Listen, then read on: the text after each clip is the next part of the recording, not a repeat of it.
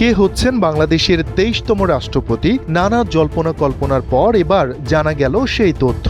বিএনপির চেয়ারম্যান ও প্রধানমন্ত্রী তারেক রহমানের সিদ্ধান্তে পরবর্তী রাষ্ট্রপতি হতে যাচ্ছেন বিএনপি মহাসচিব এবং স্থানীয় সরকার, পল্লী উন্নয়ন ও সমবায় মন্ত্রী মির্জা ফখরুল ইসলাম আলমগীর। ইংরেজি সংবাদ মাধ্যম ডেইলি ওয়াদাকে বিষয়টি নিশ্চিত করেছেন দলটির এক জ্যেষ্ঠ নেতা। মন্ত্রিসভার সদস্য ও বিএনপির ওই নেতা জানিয়েছেন, দীর্ঘদিনের মহাসচিবকেই রাষ্ট্রপতি পদের জন্য দল মনোনীত করেছে। তিনি বলেন, বিএনপি চেয়ারম্যান কর্তৃক মির্জা ফখরুলের নাম প্রায় নিশ্চিতভাবেই চূড়ান্ত করা হয়েছে। তবে বুধবার দলীয়ভাবে রাষ্ট্রপতি পদে প্রার্থী আনুষ্ঠানিকভাবে ঘোষণা করা হবে।